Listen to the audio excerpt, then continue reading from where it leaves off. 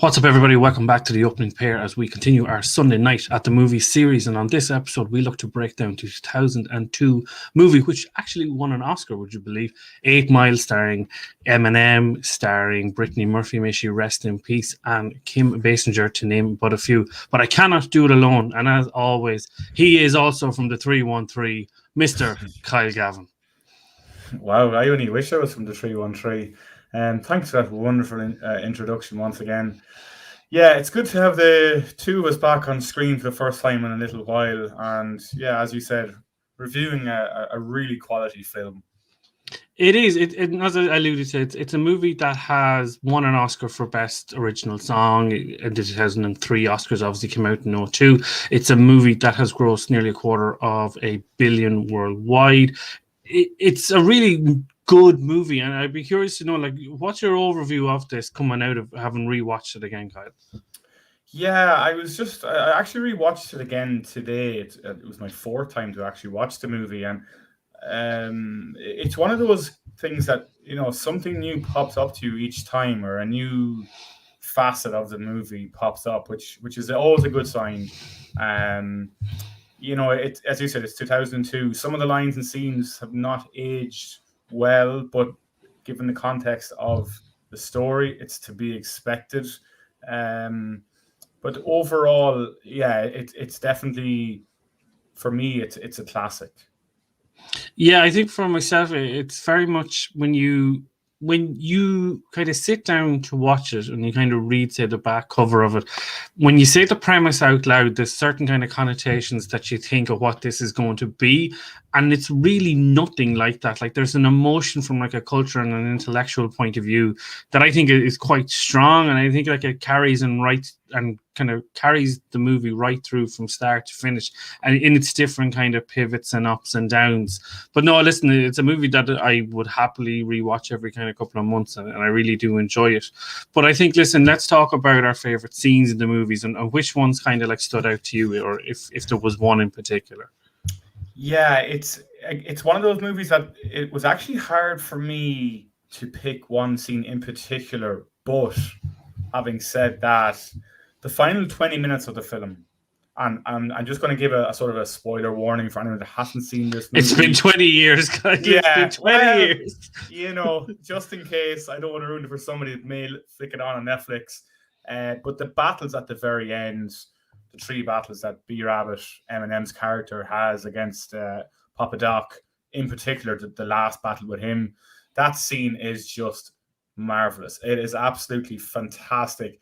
It shows off everything that Eminem portrays throughout the movie, his acting skills, obviously his rapping ability as well, and just his story and his ability to turn back everything that's gone against him in the movie and basically say, well, this is me.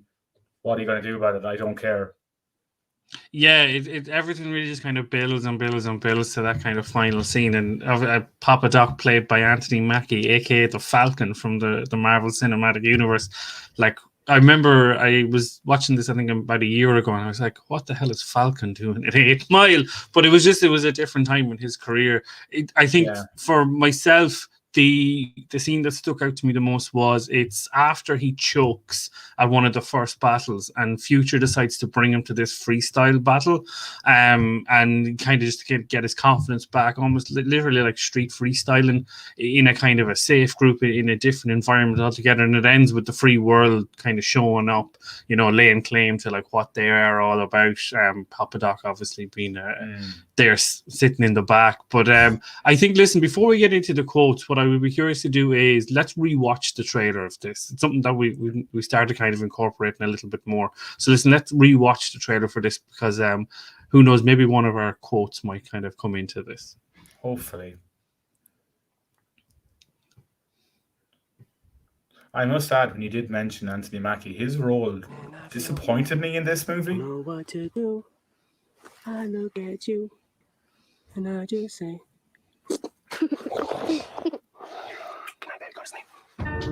You're still at that Little Caesars over in Warren? nah, I'm down in New Detroit stamping now. He got fired from a pizza place. At least I got a job.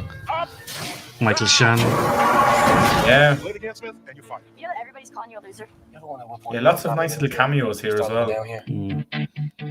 Look, All right, come on, man. How you feeling? if you had one shot, I'm saving up enough cash to get out of this place. one opportunity, I'm on my way. I'm taking you with me. seize everything you ever wanted. Twink. Something's gonna happen. It needs to happen now. Oh, Capture man. it. It's my boy Money Rabbit. He's a genius. Just let it slip. And Basinger there as well.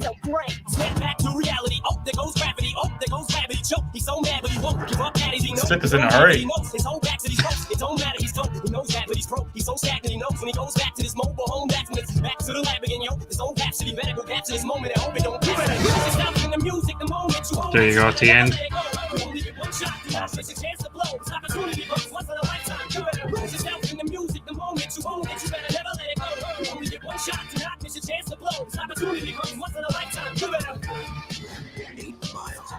Every moment is a chance to turn it around. I have a feeling about you. It's gonna be great.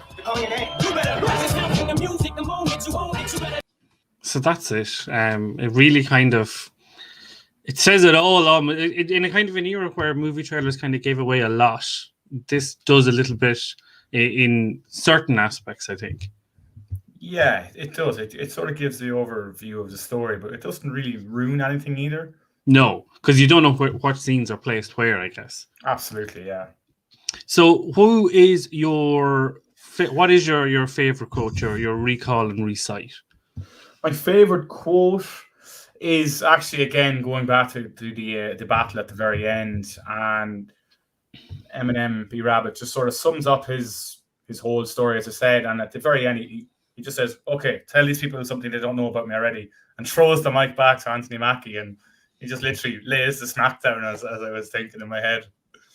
Yeah, it's it just kind of, I think all the anger and everything that's kind of gone against him is really just forcefully pushed in those last kind of few lyrics. I think for myself, it's actually a quote that came from the trailer that we've just watched, and it's when B Rabbit is talking. He just says, "You ever wonder at what point you got to say fuck it, man? You got to stop living up here and start living down here." And that is pretty much kind of where B Rabbit is in this world. He's trying to kind of get out of the area he's in. He's trying to get out of what he is, but at the same time there's a sense of reality and a reality check almost. Yeah, believe it or not, I actually had that line wrote down myself, and I was going to go for it, but just that line at the very end just caught me. Just as I said, the battle at the very end just really, as you said, it built towards that, and it puts a nice bookend on everything.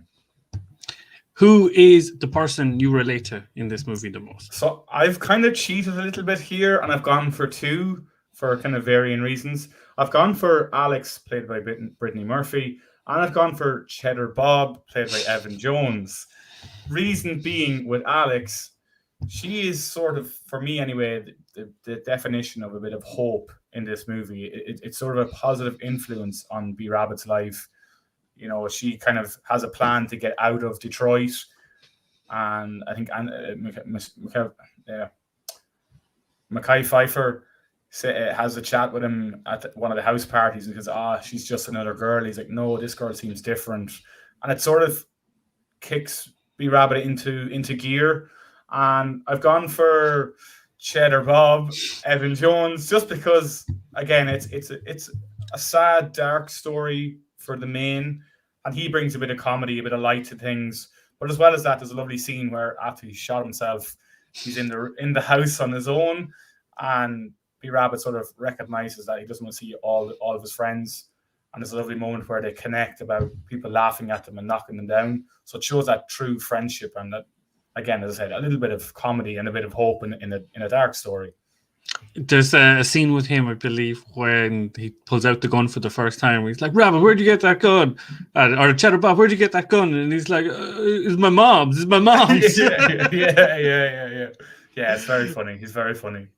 I think for myself, it's very hard for me when I look at the movie to kind of move past the main character. So, like, I am going to go with Eminem's character, B Rabbit. And the reason that, for me, that I chose him is because it's an extremely solid and credible performance in a role that, in a way, it could easily have come across like chalk on a wet blackboard, if that makes sense.